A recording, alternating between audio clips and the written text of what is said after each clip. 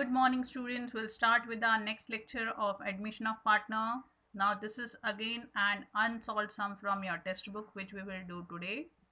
Before proceeding further, we'll first read the sum and see what is supposed to do. क्या दिया है यहाँ पर? The balance sheet of Sahil and Nikhil who share profit in the ratio 3:2 as on 31st March 2017 is given. Okay. This is the profit sharing ratio which they have given to us, and then the next which they have given, that is our balance sheet. आगे हमें हमारी balance sheet दी है. Okay, so we'll start with the balance sheet. Balance sheet asset side we will start. This is the balance sheet on 31st March 2017. Asset side में दिया है furniture, building, data, closing stock, cash. If you are preparing a separate account उसके debit में लिखो. अगर आप नहीं prepare कर रहे हो तो आप बैलेंस शीट एसेट साइड में लिख सकते हो. लिखना स्टार्ट करते हैं. मैंने ऑलरेडी फॉर्मेट ड्रॉ करके रखा हुआ है बैलेंस शीट्स में. पहले फर्नीचर,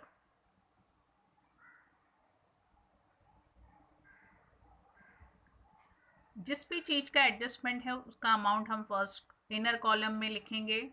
जिसका नहीं है वो डायरेक्टली हम बाहर लिख सकते हैं. First furniture, leave one line because furniture is having an adjustment. Then will write building. Again building has an adjustment, so we have written the amount in inner column. उसके बाद में हम लिखेंगे debtors 40,000. Dators also has an adjustment, and the last we have closing stock. और इस सम में stock के लिए कोई एडजस्टमेंट नहीं है तो ये स्टॉक हम बाहर लिख सकते हैं 48,000. Then we have cash in hand, और कैश इन हैंड का हम अलग से अकाउंट नहीं बना रहे तो हम यहाँ पर लिख के रखेंगे 20,000. आगे का इफेक्ट जो भी आएगा हम इसमें ऐड करते जाएंगे. ओके, यहाँ तक क्लियर हुआ. अब फिर हमारे क्वेश्चन की तरफ चलते हैं. अब हम लायबिलिटीज़ की तरफ जाएंगे. पहले क्या दिया है? Creditors. Creditors as it is will write in our new balance sheet. New balance sheet ऊपर की साइड हम कैपिटल के लिए छोड़ देंगे. यहाँ हम लिखेंगे क्रेडिटर्स 60,000, क्योंकि इसकी एडजस्टमेंट भी नहीं है, हम अमाउंट बाहर लिख सकते हैं. क्रेडिटर्स के बाद में अगर आप क्वेश्चन देखोगे तो हमारे पास है कैपिटल बैलेंस. ये दोनों के दोनों हमें कहाँ लिखने हैं?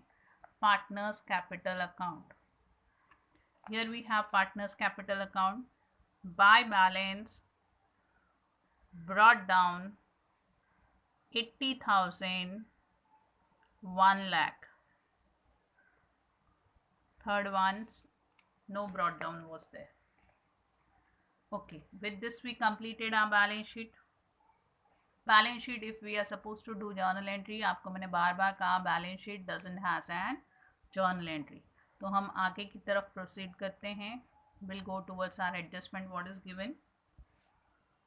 Varad admitted on 1st April 2017 on the following terms. पहला है क्या?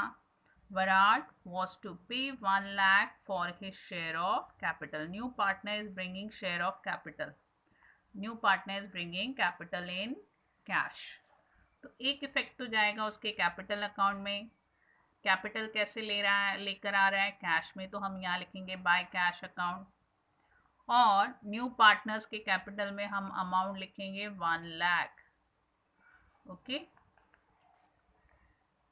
1 lakh रुपीज़. सेकेंड इफेक्ट, अगर आप कैश अकाउंट प्रिपेयर कर रहे हो तो उसके डेबिट में लिखना है. अगर नहीं प्रिपेयर कर रहे हो तो सिंपली यहाँ पर आपको ऐड करना है, जैसे मैं ऐड कर रही हूँ. ओके, इतना ही करना है और कुछ नहीं करने की ज़रूरत है आपको. यहाँ तक समझ में आया? और इसकी अगर हमें जर्नल एंट्री करनी है, it will come cash account debit to Varad's capital account. Second entry की तरफ चलते हैं. He was also to pay 40,000 as share of goodwill. अब यहाँ पर पार्टनर अपना गुडविल खुद लेकर आ रहा है कैश में. तो इसके अगर हम इफेक्ट देखेंगे तो पहला इफेक्ट जाएगा कैश अकाउंट में। कैश अकाउंट के डेबिट में हम लिखेंगे टू गुडविल, क्योंकि इसकी जर्नल एंट्री कैसे आएगी, cash account debit to goodwill account. तो एक इफेक्ट जब कैश के लेजर में लिखोगे आप डेबिट में लिखोगे टू गुडविल, और जब आप गुडविल अकाउंट का वर्किंग नोट बनाओगे उसके क्रेडिट साइड में आप लिखोगे बाय कैश। ये हो गया एक इफेक्ट। सेकेंड इफेक्ट जाएगा partners capital account credit side.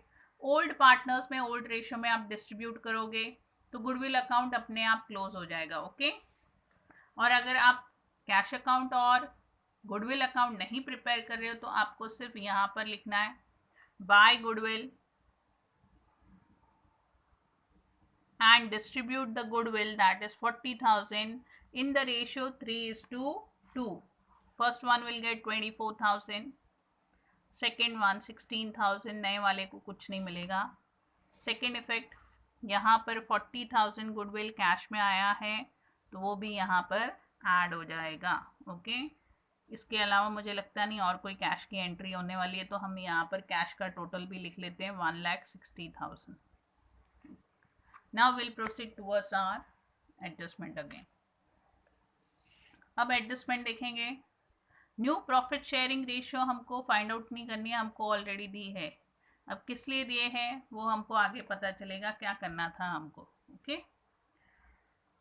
Next is given the old partner decided to revalued the asset as follow. Asset revalue कर रहे हैं हम, we are revaluing the assets and what is given first one, let me highlight building 1 lakh। Building अगर हम पुरानी balance sheet में देखेंगे तो 72,000 था। 72,000 से हम उसको 1 लाख कर रहे हैं, मतलब we are appreciating. So will write the effect of building add appreciation. हमें यहाँ पर 1 लाख चाहिए और 1 लाख करने के लिए हमें कितना ऐड करना पड़ेगा, यहाँ पर 28,000 ऐड करेंगे तो ऑटोमेटिकली 1 लाख हो जाएगा। यानी कि कितना हमने इंक्रीज किया 28,000, और ये 28,000 हमारा फायदा हो गया, इसलिए हम यहाँ पर लिखेंगे by building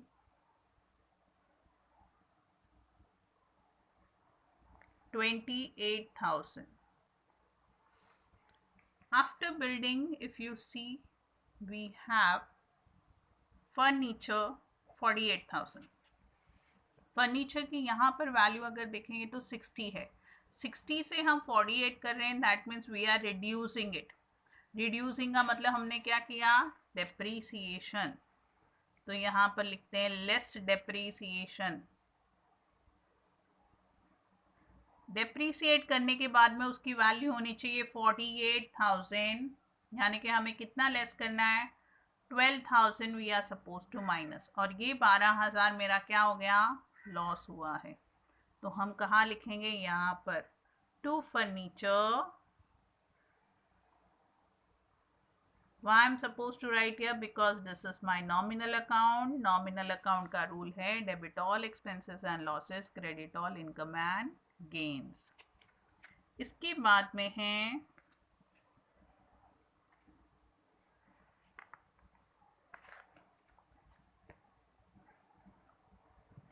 next we have debtors 38,000 in view likely to be bad debts। bad debts है ये। अब डेटर्स की अमाउंट जो है वो 40,000 है, दिखाई दे रही होगी। 40 से क्या करना है हमको 38 करना है। ये 38,000 जो हम रिड्यूस कर रहे हैं ये आरडीडी नहीं है। What we are doing, we are subtracting, we are lessing new bad debts. अभी यहाँ पर 38 चाहिए, यानी कि हमने कितना सब्ट्रैक्ट किया 2,000, और ये 2,000 हमारा क्या हुआ, loss. So will write here to bad debts. As it is my loss, I am supposed to write on debit side. Now the next which we have adjustment, what is given, a last adjustment is left। last adjustment में दिया है it was found that there was a liability for rupees कितने की 3,000 for goods in March 2017 but recorded on 2nd April, यानी कि ये liability हम record करना भूल गए। लाइबिलिटी यानी कि हमारा खर्चा, और नॉमिनल अकाउंट में एक्सपेंसेस हम कहाँ लिखते हैं? First effect to debit side. Why? Because it is my expenses. So I will write here liability. कितना liability है? 3000. Second effect, balance sheet liability side में तो आएगी, लेकिन हम कैसे लिखेंगे? आउटस्टैंडिंग एक्सपेंसेस करके या आउटस्टैंडिंग लाइबिलिटीज करके आप लिख सकते हो। कितना है ये? 3000 खर्चा करना चाहिए था, हमने किया नहीं। अब आगे क्या बचता है? आगे कुछ नहीं बचता है, आपको सिर्फ अकाउंट क्लोज करना है। First will start with our as usual revaluation account. Year we have 28। यहाँ पर टोटल करोगे तो सिर्फ 17 है, यानी कि क्रेडिट साइड का टोटल हैवियर है। वही टोटल हम डेबिट में लिखेंगे। इस सब में आ रहा है हमारा profit, where we are suppose to transfer to partners capital account between old partner Sahil, Nikhil in the old ratio 28 में से आप 17 माइनस करोगे तो यहाँ बचता है 11,000. When you distribute you will get 6,600 and here will get 4,400. Transfer to capital account. यहाँ debit वहाँ credit. By revaluation 6,600, 4,400. Now we'll close this account. We don't have any amount on the debit side, तो हमें सिर्फ total करना है। यहाँ का total है 1,10,600, 1,20,400 and 1 lakh. Same total will write here.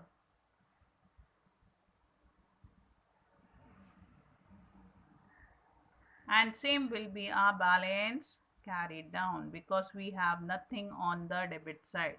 So 1,10,600, 1,20,400 and 1 lakh. अब ये कहाँ कैरी डाउन करना है हमको? हमारे लाइबिलिटी साइड में कॉमन हेडिंग देंगे कैपिटल अकाउंट।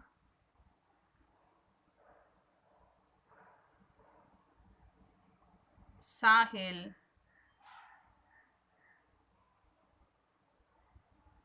निखिल, विराट,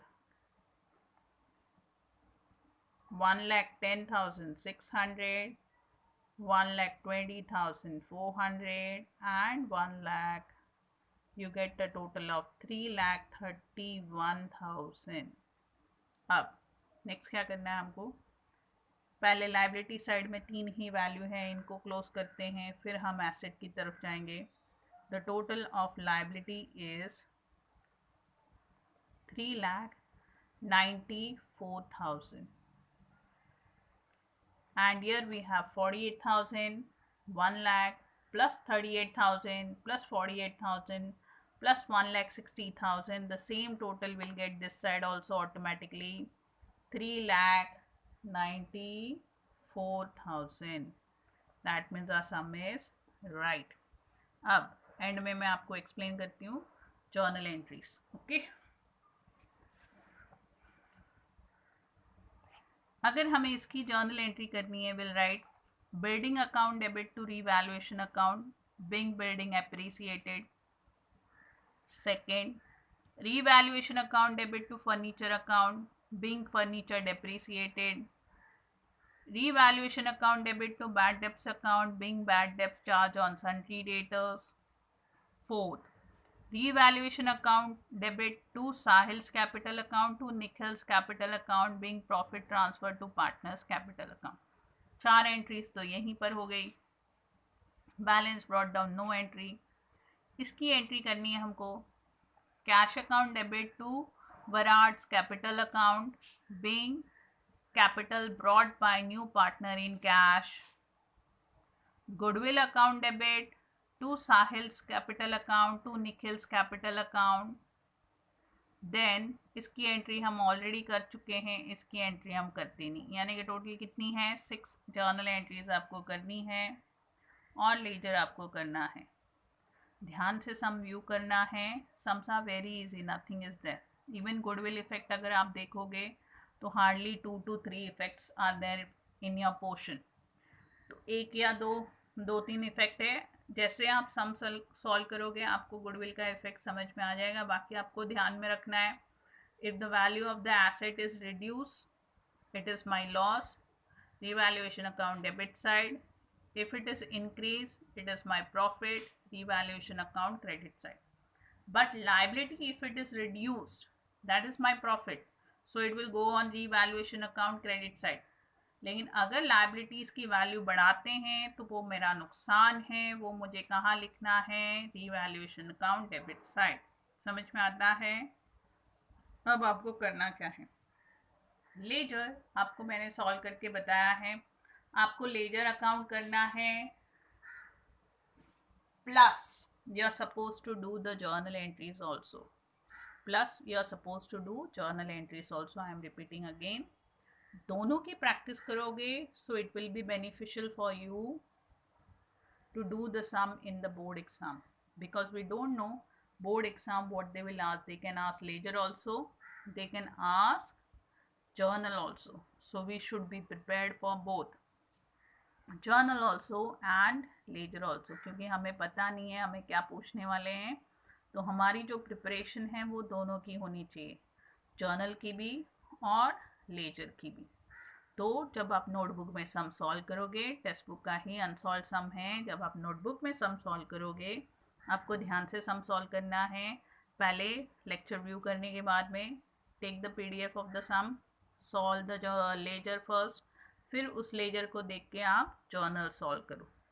अगर आपको बोर्ड के एग्ज़ाम में डायरेक्ट जर्नल पूछते हैं तो आपको वर्किंग नोट में लेजर करने की ज़रूरत नहीं है। आपको मैंने बताया कैसे दिमाग में इमेजिन करो, keep that in mind where I am suppose to write, और उसके अकॉर्डिंगली आप जर्नल एंट्रीज कर सकते हो।